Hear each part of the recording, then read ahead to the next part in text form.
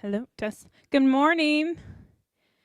If everyone can find a seat, we'll go ahead and get started. Be mindful of everyone's time and get pictures with our guest speaker at the end.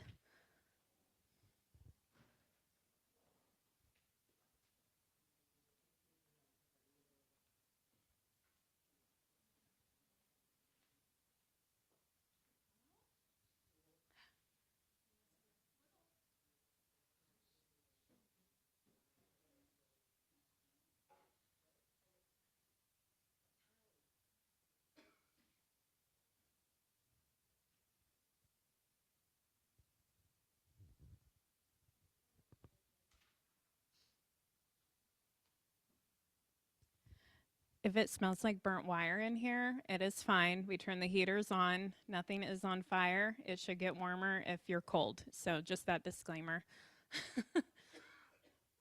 So while everyone's getting still checked in, we'll get started so we can be mindful of everyone's time. Good morning. My name is Katie Kelly. I am the director of the Missouri Small Business Development Center here at Missouri Southern and the director for the Center for Entrepreneurship here at Missouri Southern as well. And I want to welcome everyone to the last series of this semester's Entrepreneurial Speaker Series, Unveiling the Entrepreneurial Journey. Today is extra special. It's the last day of Global Entrepreneurship Week, also known as GOO. And what a great way and what a great reminder this holiday season to support local businesses. Entrepreneurs are dreamers and doers who create opportunities and bring people together, something I think we can all be thankful as we head into Thanksgiving next week. So now let's talk about our fantastic speaker this morning. I'm thrilled to introduce Kelly Reddin, though today she's channeling her festive side as Santa Claus. Kelly's entrepreneurial journey is as inspiring as it is very diverse. Kelly Reddin is a former classroom teacher and a global master trainer for an international educational company. She is the owner and chief instigator of Inspiring Your Creativity LLC, a business and educational consulting firm where she embraces creativity and encourages others to explore and play with ideas. Beyond her business, Kelly serves as the president of the Joplin Historical Society, vice president at the Junction Chamber of Commerce, and an overnight and weekend manager at the Ronald McDonald House. It sounds like she never sleeps. Each year, she finds joy into transforming into Santa Claus during the holiday season. Kelly's latest endeavor is writing a series of children's books, which she will talk about later today, that celebrates family. Her first book, I Love My Grandpa, a celebration of grandfathers, was published in March of 2024, followed by I Love My Grandma, a celebration of grandmothers in July. Her third book, I Love My Granddaughter, a celebration of granddaughters, is set to publish this fall. Kelly has worked in all 50 states and most the Canadian provinces. And she feels fortunate to have visited Europe. She also just got back from a vacation as well. She enjoys traveling, meeting new people, learning new things, and sharing her insights with others. Kelly's passion for creativity, learning, and community is inspiring, and I can't think of a better person to close out this series this semester. Please join me in welcoming Kelly Reddin, aka Santa Claus.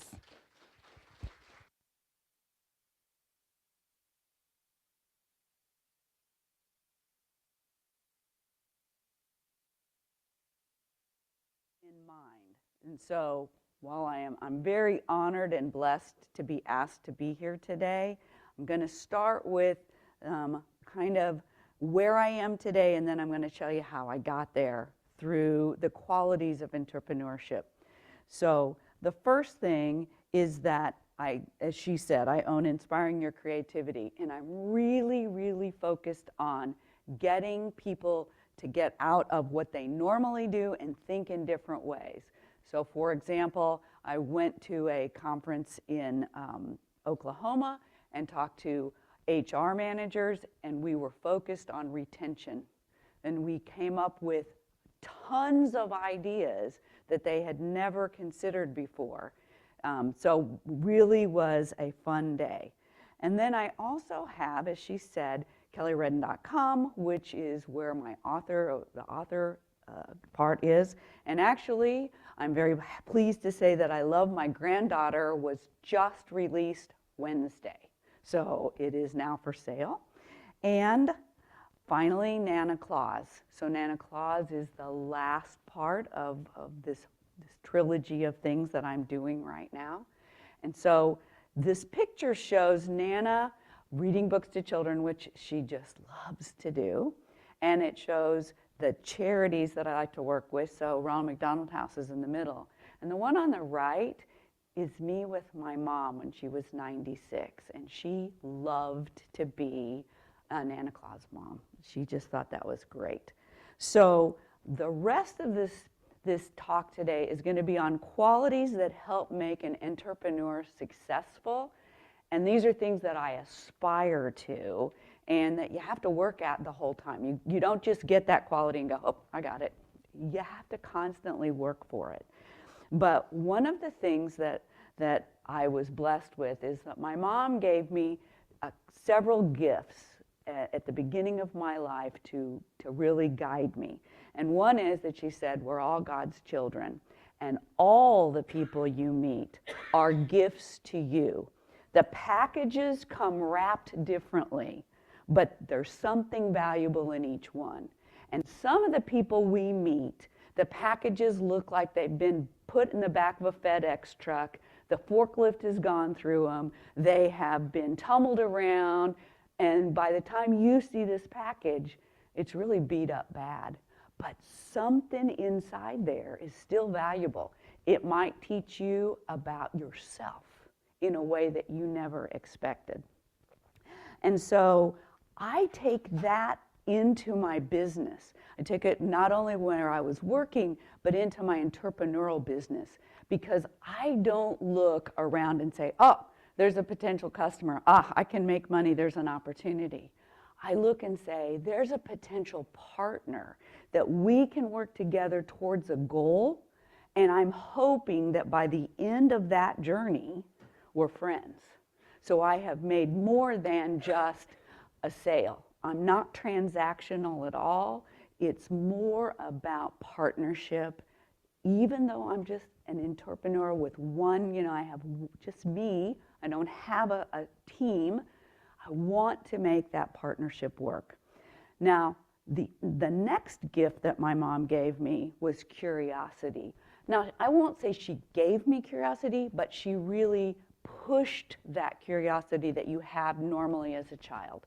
And the reason I say that is that I grew up and we didn't have a lot of money. We had to sell our car at one point to pay medical bills. And so everything my mom did was, that took me to was free, okay? So she would scour the newspaper and find out where there was a free thing. When was the art gallery free? When was the zoo free? When was the museum free? When was a concert free? And then she also found lectures. And so I went to lectures, and I was the only kid at a lot of them. One on archaeology. I was probably 8, okay? And I go to this lecture on archaeology, and because I'm interested, I'm there, and I'm like, well, what is this? I get called up to the front, and I get to walk around with the specimens. I got to handle them, right? Wow.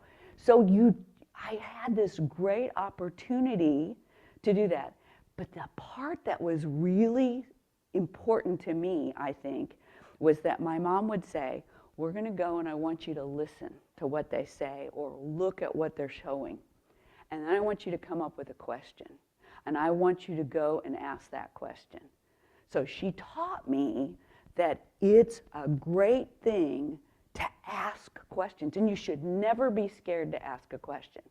Now, I will tell you, as an adult, probably in my 40s and 50s, that there are probably some managers and some coworkers out there that went, I wish she had not taught her that, because I asked the hard questions, and it didn't make people happy when I asked hard questions, but I was never afraid to ask those questions. And so I think that played a big part. Now, the next one was she encouraged creativity. And that has been a godsend to me my entire life. And I think part of that was, all these experiences and whatnot. But she also kicked me outside. And she wanted me to go outside and play. And we did. And our neighborhood was filled with kids who played outside. And we made up our own games. Yes, we played regular games, but we made up our own games with found materials. And we got to be creative about that. And then when we were playing those regular games, baseball, kickball, we were our own umps and referees. We didn't have parents out there. We didn't have adults telling us what to do. We made up our own rules, if you will, or kept to the rules. But we learned how to collaborate. We learned how to cooperate. And we learned how to compromise. So I'm going to tell you that I think fairness is important and equity is important. But you gotta have some rational behaviors and ways to do things too. We were not going to argue to the point where somebody got mad and left. We compromised because we wanted to play more than we wanted to argue. And I think that's critical. And the other part is, there's the rules and then there's the rules. Meaning fairness might be more important than equity sometimes, or equality. And here's what I'm going to say. So we had a mass of children that would play together, young kids to teenagers. So if you're playing kickball and you have, or baseball, maybe baseball's a better analogy here, but you have baseball and you have 3 strikes and you're out. Okay, if you're the 13-year-old or the 14-year-old, yeah, that probably should work. But what if you're 6? Do you really want to say 3 strikes and you're out when you're 6 and if you're playing with kids who are of all ages? No. So probably that 6-year-old gets 6 strikes. And no one told us that we had to do that. No parent came out and said, now you better be nice to these little kids. We just naturally said, oh, give them another shot. Oh, give them another turn. And what if we had a disabled child in our neighborhood? Maybe for some reason, I don't know how it happened, but every time they came to bat or it was their turn to kick, somehow they made it on base, Now they didn't always make it home, but they somehow always made it to first base. People just dropped balls and threw funny, and I don't know how that happened. But again, no one told us that. Now, was that fair? Was that equal? No, it wasn't. But I think it was the way that we learned to take care of one another and, again, form those friendships and partnerships and care about one another. So my next one is that there's a nickel up there. So I happen to be the first person to go to college in our family. And again, the only time our family went into debt was to buy a car or buy a house. There was no other way, which is why I told you we had to sell our car at one point to pay medical bills. So we weren't going into debt for that. So if I was going to go to college, that meant I had to save a lot of money. I had to work. I was going to work through college, and I had to work before that. Now, part of my personality is that my dad occasionally, when we went to the grocery store, would give me a nickel. And this tells you how old I am. But would give me a nickel, and I would hold it in my hand, and he would say, you can buy some gum or candy when we check out if you want. And I would hold that nickel. And I would hold that nickel so tight it would be impressed in my palm. And we would go through the store, and I'd hold my nickel. And we'd get up to the checkout, and I'd look through the gum, because I loved gum. And I would take out that gum, and I would try to stick it in with their groceries. And my mom would see it, and she'd hand it to me, and she'd go, Kelly, if you want that gum, you're going to have to pay for it with your nickel. And I'd say, yes, Mom. And then I'd wait a minute. And then I'd try to stick it back on, and my dad would go, Kelly, here's that gum. If you want that gum, you're going to have to pay for it with your nickel. And I'd have that nickel right there. And 9 times out of 10, I would look at that gum, and I'd look at my nickel. And I'd put the gum back on the counter, and I would go home with my nickel. And I would go into my room and put my nickel in my bank. And then when I got $1's worth of coins, and I was great at finding pennies everywhere, when I got $1 worth, then we would go to the big bank. And I love going to the big bank because I would take my dollar with their change, and I'd go up to the counter, and I would give it to them, and they'd give me a receipt and tell me what my new balance was and tell me how proud they were. Oh, it made me feel good. And they gave me free candy. I didn't have to pay for with my nickel. It was great, you know? So I was a saver from a little kid. That's just part of my personality. And that meant that it was not a big deal when I turned 15 and started to work outside the home to save. And I started saving for college at that point. And then I knew that that wasn't going to be enough. And I applied for every scholarship I could. If it paid $20, I was in, you know, and so I wanted to get that money. So now I had a lot of support at home from friends and family especially to go to college. But then you go to college and you're 100 miles away. And so one of the things you need is support. And I knew that I needed to find a group of friends who was going to support me. Because back then, long-distance calls were expensive. And the only time you made a long-distance call to call home was an emergency. So I didn't.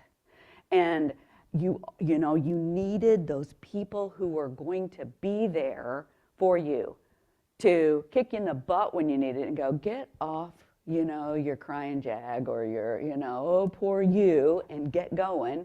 Or they needed to go, yeah, you did it. I'm proud of you, you know. And those kind of things, those kind of friends. But the ones that could be honest with you and tell you, you know, you really screwed up. You need to fix that. Or you're doing a good job. Don't give up, okay? Because, you know, I've never been here before. I've never been at college. It was a whole new thing for me. And so surrounded by all new people, I didn't know what to expect.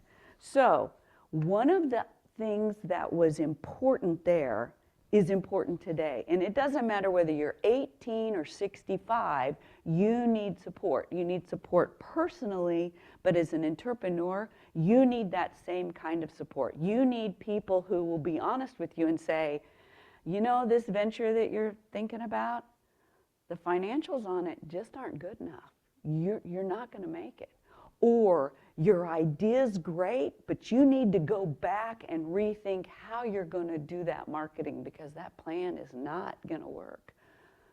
But you also need people that go, you know, Kelly, there's going to be bumps in the road, and you're just going to have to get over it, and this is a bump in the road. Or the sales cycle is cyclical, and you're in the down trough, but hang in there because it's going to move back up again. So you need to surround yourself with people who can be honest with you, support you when you need to be, you know, lifted up, celebrate with you when you need celebration and you're happy, but kick you in the butt when you need it or be honest with you and tell you, you need to rethink that. So I was blessed to have that kind of support at school, and I quickly learned perseverance in college. And because I knew that I was going to have to work, and I worked a lot of hours, and I worked I went to the student job board every day and looked to see what else I could do, okay, because I knew I needed that money. But I also learned a couple other things that first semester. Back then, I don't know how it is today, but back then, you only had to pay for 15 credit hours. And after that, they were free, meaning I could take as many hours as I could for the same price as 15. And I went, well, dadgum, nobody told me that. So I took overloads, 18, 21, 24 hours, because they were free. Those extra hours are free, which means if I got enough, I didn't have to pay for a whole nother semester later, right? So I took those overloads, and I ended up graduating with a degree in accountancy in 3.5 years rather than 4. And during that journey, it wasn't just a piece of cake. I had a few bumps in the road, partially because sometimes I was trying to, you know, study and work And I also happened to be in student government and president of the dorm group and different things. And so too much, okay, too much. But I persevered. But there were also other little bumps in the road. And this one still amazes me today. I was in a group of 5 women in accounting back then. That was all that was in the whole class. And our cost accounting teacher said, "You girls, you aren't going to make it. You can't belly up to the bar and make a deal like a man." And I'm like, what? This is the 70s, you know, and I'm like, the 70s. Now I look back and go, the 70s, you know.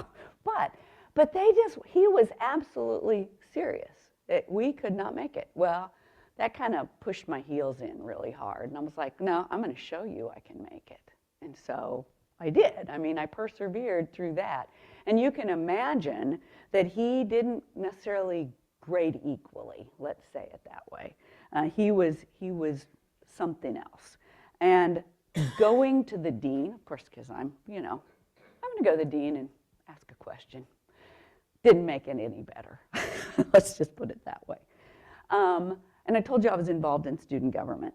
And one of the things that happened was I was asked to join Breakfast with the Chancellor, which was a monthly breakfast where certain students were asked that were in positions of leadership in the college were asked to eat breakfast with the chancellor. And I really, in honesty, I didn't care so much about it, except breakfast with the chancellor was like really good food as compared to the dorm. Because this was the food where, when they're bringing somebody in, they bring in the good stuff. So I would go to those, and if you waited till the very end and you were the last person to kind of file out, well, there's food left, right? So who are the people who are in food service that come around and do that? Other students. So I'd say, what are you going to do with that? Can I take some of that back with me? And they'd say, sure. So I'd take all those napkins, those paper napkins, and I put all the pastries in my backpack. I made sure I took an empty backpack with me to every one of those. And I would take it back, and I was like the favorite on our floor in the dorm because they'd go, Kelly's went to the chancellor's breakfast. Let's find out what she got, But one day, I was at that chancellor's breakfast, and I ended up sitting next to the chancellor.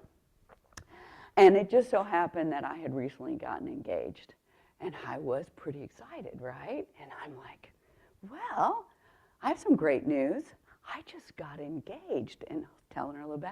And her response was, why would you ruin your life and throw away your education? I was like, what? She absolutely told me that I might as well just drop out right now if I was going to get married to a man in the military, because I would never have a career and I would never use the education. And I was flabbergasted. But remember how I talked about those gifts and those packages? She was one of those that had been beat up bad. She had had a terrible divorce and was so bitter that she could not see that anyone could ever be happy. And I have to say, I felt sorry for her. Because who would want to live your whole life? Here she is successful, right? She's a chancellor. Bitter and angry inside. Wow, I don't want to be like that. So even though I thought, oh my goodness, I learned from that I never wanted to carry bitterness with me and to push my bitterness onto other people. So, even things that you would think would never happen and people who would be super supportive may not be, okay? And you've just got to move on from that. Now, the next part of that is you have to be resilient. You have to just, walk out of that door from being told, oh, you girls will never make it, or, you just, what a waste to get married and you'll just never use your job and never use your education. Forget it. You just have to say, I'm going to do that. Or what? You have a bad test. You can get over that. You don't make the sale you wanted. You get over that. You have to be resilient. You can't let one or two or even three things just knock you down if you really have a goal that you're going to go after. Now, I believe you also need to be a lifelong learner. And I'm talking about learning from others. I constantly learn from other people. And I ask questions when I'm curious about what they're doing or what the way they've done it. And I want to surround myself with people who are smarter than me. Now, they might be smarter than me in one area and I might know another in another area, but they know things I don't know. And they have strengths where I have weaknesses. And when I went to hire, when I worked for a company and I went to hire, I always wanted to hire somebody who I thought was smarter than I was or had great skills in an area that I did not. And I will tell you, I had to fight sometimes with other managers to try to hire that person because they said, oh, they're going to take our job. And I went, no, they're not. They're not going to take my job. Okay, I'm the manager. I hired them.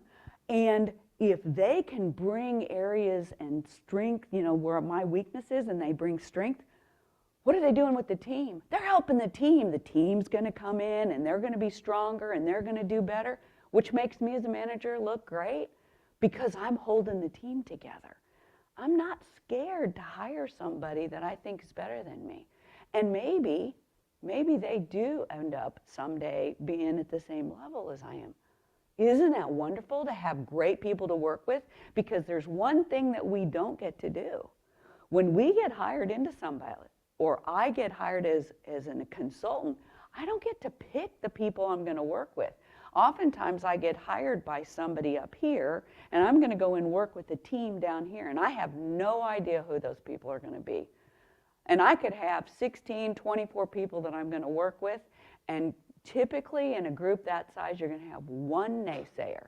You're going to have one grumpy pumpkin, and you're going to have to turn that person to be part of the whole and the group and move forward to make that goal. And so I don't get to pick that. All the jobs I've ever had, I never got to go in and go, well, you hired me, but I sure don't like her. Can you get rid of her so I can be happy? That's not the way it works. You have to surround yourself with good people when you can, when it's your choice, but you have to find the good in others when you are doing that. Now, the other part of this lifelong learner is coursework.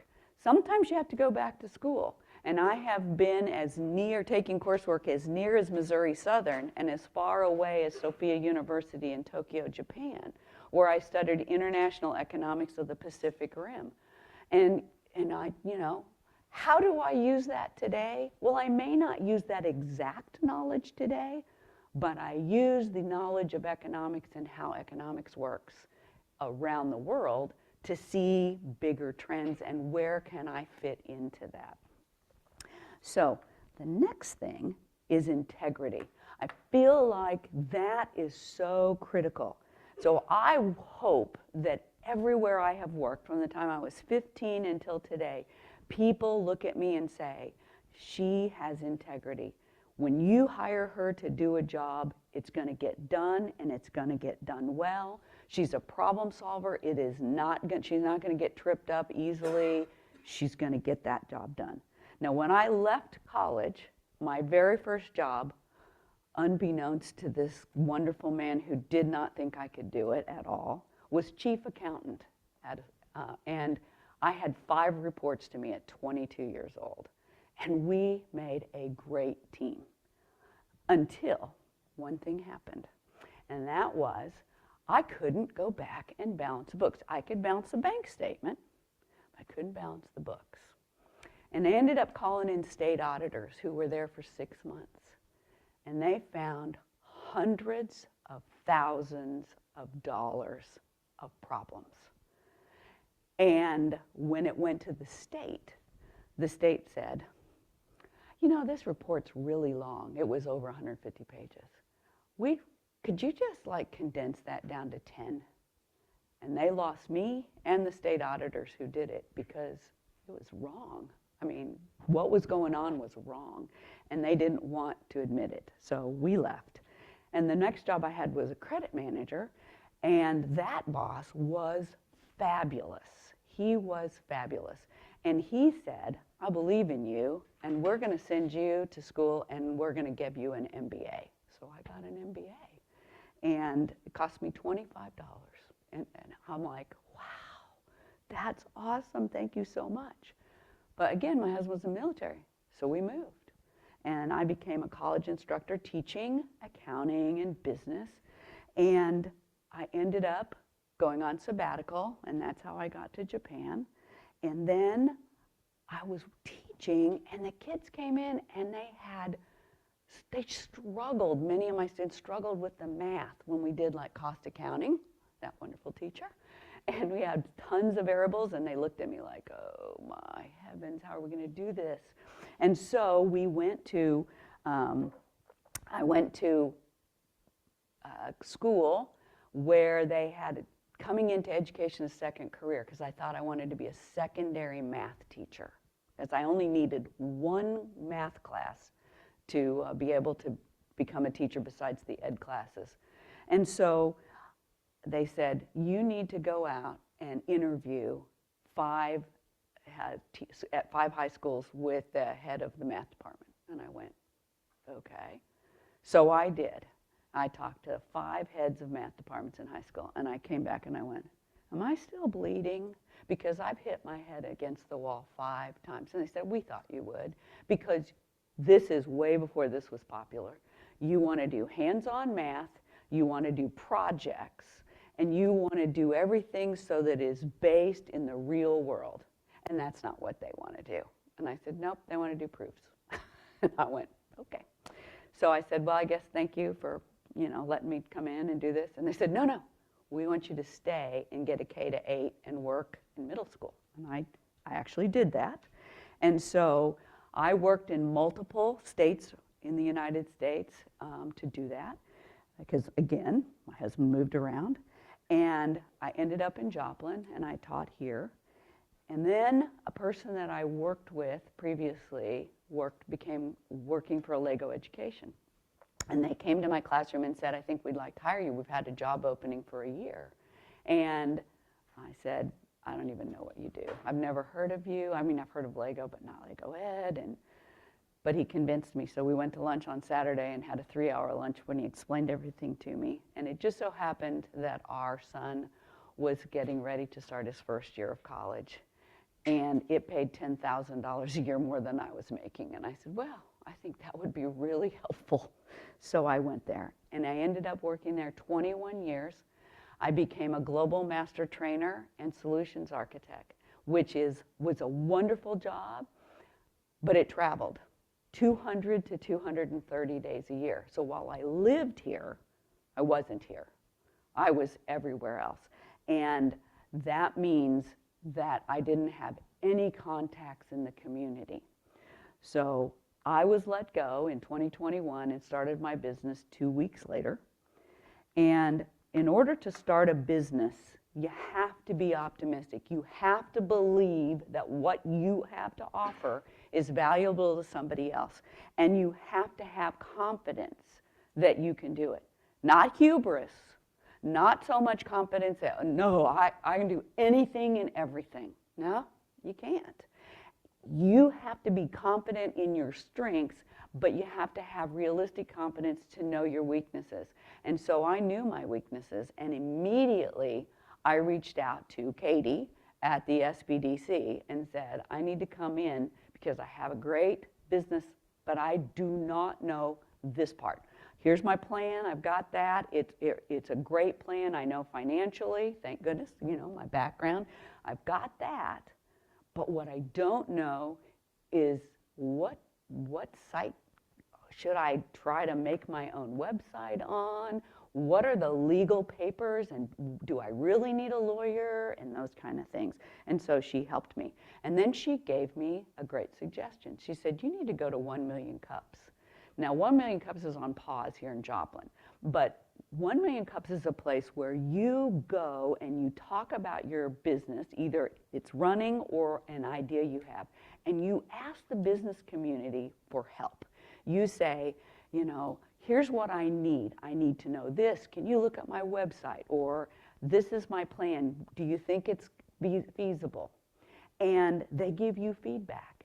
And once you've done 1 million cups, you can go anywhere in the United States and get into that 1 million cups. So I started with Joplin, and I went to 10 other cities and did 1 million cups and got jobs, started getting jobs. And I, was very blessed. And Katie said, you really need to join the chamber. So I started, and I joined the Junction chamber because that's where I lived, and started working with them. And then the Neosho board asked me to do a retreat with them, and then I ended up joining the Neosho chamber as well. So I had this great group, oops, sorry, I missed confidence. I had this great group of people now who are introducing me to lots of people in the community, because remember, I've been working 200, 230 days a year. I don't know a lot of people in the community. I mean, I've just not been here. So now the next two qualities that I want to talk about are communication and relationships. And I think you've already seen I really believe in relationships. But in communication, you often need to be able to communicate effectively, yes, but with kindness to people. And because you want to work with people who value you, but you've got to value them. And you have to support one another. And the way to do that is by building a relationship. And the only way to build a relationship is through communication. You have to be able to listen to other people and then go from there. And they both have to have parts in that. Now, this relationships and communication dive right into what I started with my books, all right? So I had books in my head for a long time. They rolled around. And then one night, literally at 4:30 in the morning, I woke up and said, I got it. And I went out to the computer and I wrote 2 books right in a row. And then over the next week, I wrote 6 more. And it just came out. Now, it's great to have put them on paper or put them into the computer and have them.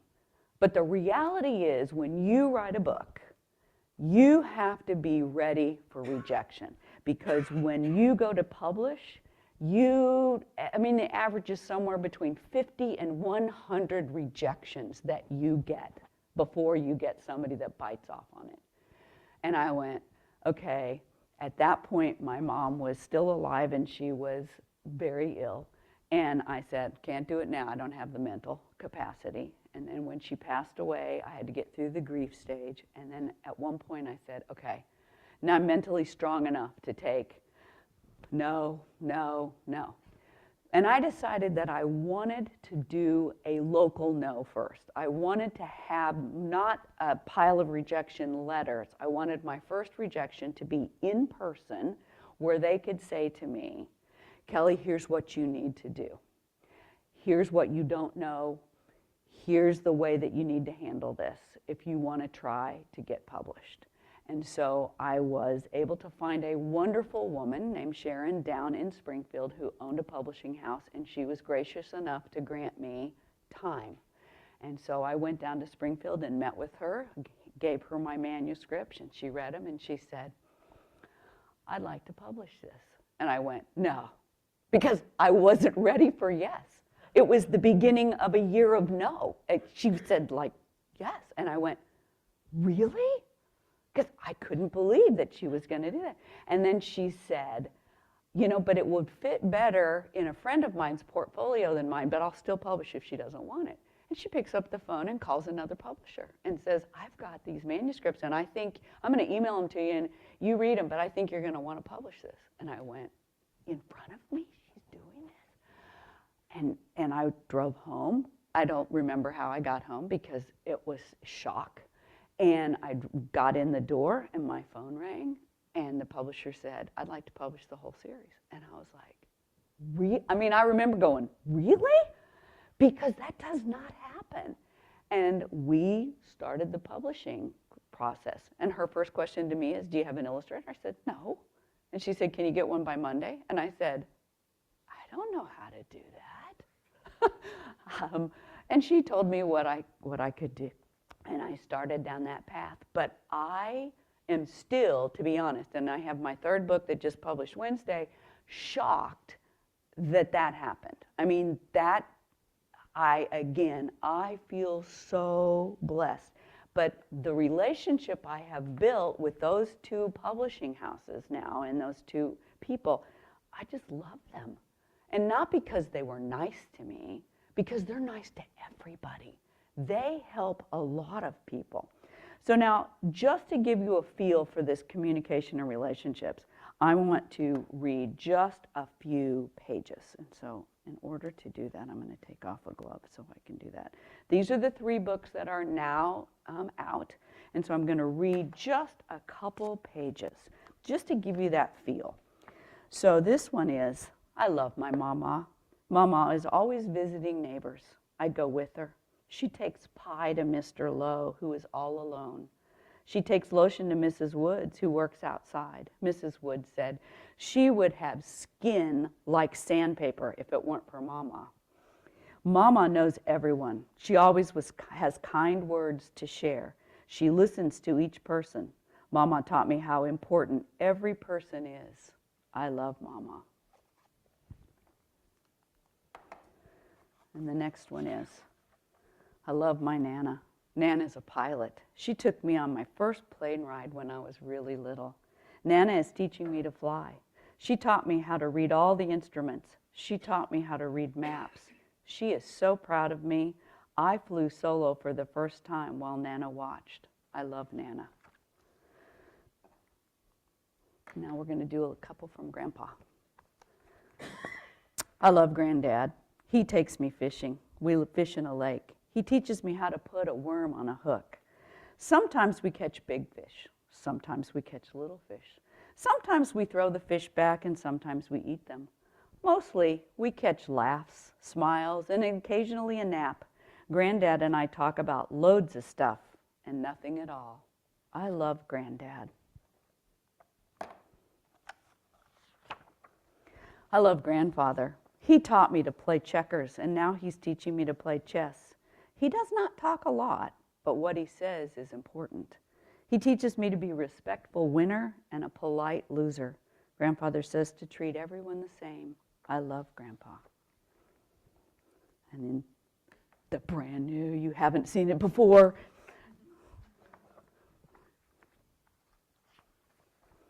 I love my granddaughter. She tells me the truth. One time she accidentally knocked over a glass. It broke and water was on the floor. She said she was sorry and we cleaned it up. I said I was proud because she told the truth. I knew it was scary when the glass broke and that she was probably afraid I would be mad. She was brave to tell me the truth. I love my granddaughter. And this final page that I'm going to read to you. I love my granddaughter. She loves to make people smile. She said sometimes people are lonely and need to talk to others. When she visits, she says hello to my neighbors. She said she loves to watch their eyes smile. I asked her if my eyes smile when I see her. She said my eyes smile all the time. I love my granddaughter. And I have to say, I think I have one of the best illustrators in the world because I can see the love between those two characters, the way she's drawn them. I think she just does a fantastic job, and I'm so pleased to have her. So the last thing that I want to say that I think an entrepreneur needs is charity. Now, I'm not talking about, they got to make, a $5,000 donation somewhere. No, I think charity, places need money, and that's good. But I think you got to give from your heart, and you have to give time and talent. You've got your time and your talent is just, if not more important than some of the money that can be used. So choose some charities that make your heart happy and do them. And that's where Mrs. Claus or Nana Claus comes in. I wanted to be Nana Claus from the time I was 16 years old. And you're like, 16? What?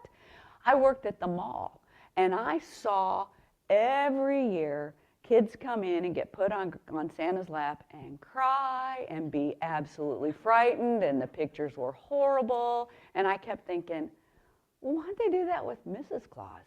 I mean, she looks like your grandma. Who would be scared of that? You should, they should fix that. And so when I turned 60, I went, I'm old enough, I can do it now. And I made my costume and I said, all right, I'm gonna be Nana Claus. And it's my give back, one of my give backs to the community for all the blessings that I have had. So I work free.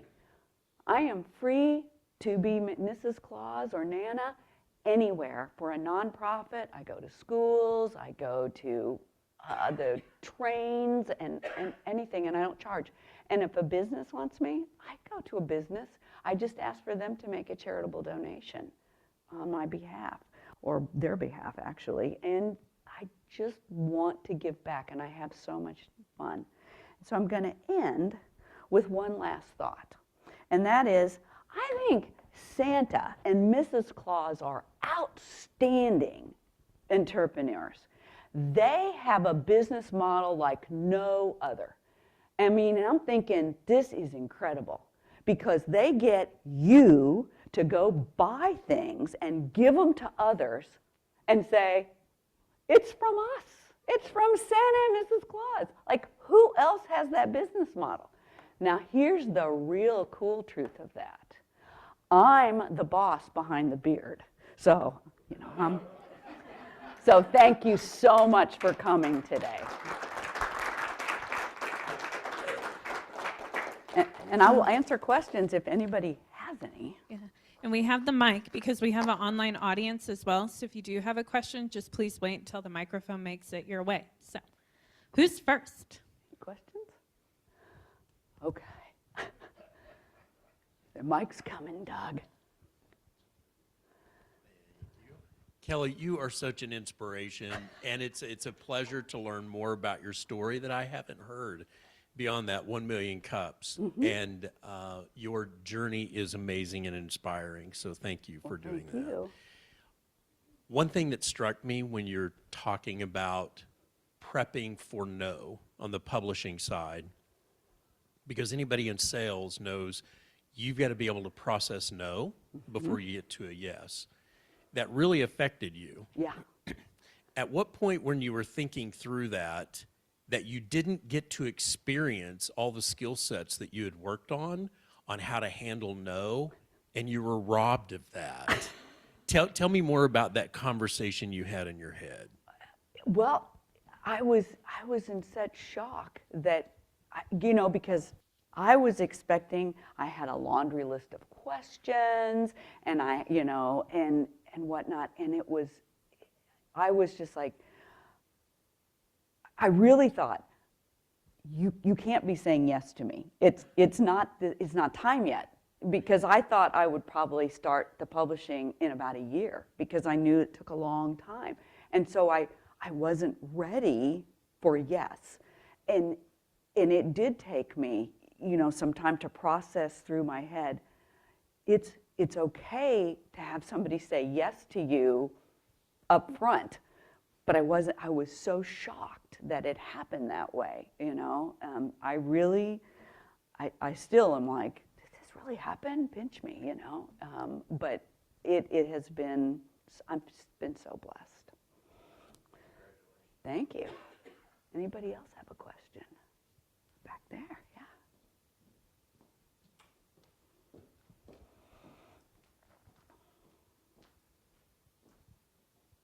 Hello, Kelly. Nice to meet you. When you're working in a business or in something like that, where a franchise or you have certain rules, what do you tell the people, for like the salespeople or anything, how to think out of the box and still stay within the confines of that company? That's a great question. And so I actually have created some hands-on activities that I do to get people to feel like this is a safe place to talk, and that we can share some ideas that are outside of what the norm is in that company. And then one of the things that I like to do is is say, okay, we're gonna brainstorm, and we're gonna come up with a ton of things, and it doesn't matter whether it fits within the confines at first. And then we're going to narrow down, but we're never, I say never ever throw away any of the ideas, even the crazy ones, because you never know if you revisit those in 6 months or a year or 2 years, that they will either spark something or they're not so crazy anymore. I mean, never throw away an idea. Keep it, and then always revisit. And that makes a big difference to people. But I definitely, you know, I have been to some companies where this is what the employees want to do, and here's the confines. And I've said, who is it in your company that makes the decision on this? And try to go to them myself occasionally and say, here's what your employees want to do to improve your business. Can you widen that lane about a half an inch to make this appropriate? And a lot of times they never even considered that they had cut off some of that potential. And so you can do that, but not always. I mean, sometimes it's, nope, that's what we do. Like, okay, you know, you're throwing away some potential, but it's your choice, you know, kind of thing. So, but trying to be creative the way that you can manipulate them, if you will, into seeing your point of view or their point of view, because I'm on their behalf. Anybody else?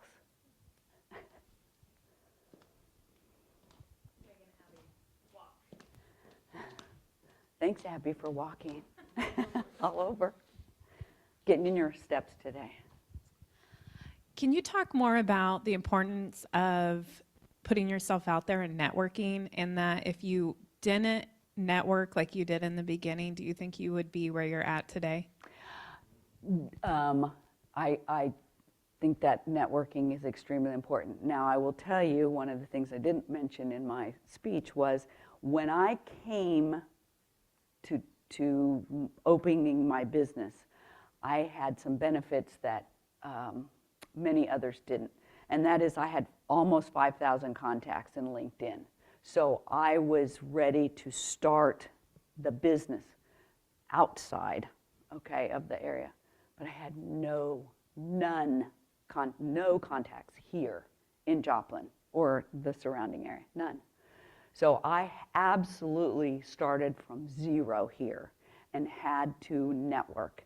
And I did, and I used 1 million cups, and I made friends there, and I made acquaintances there, and I followed up with those. And then at the chamber, and I went to the chamber breakfast, and I shook hands and made contacts.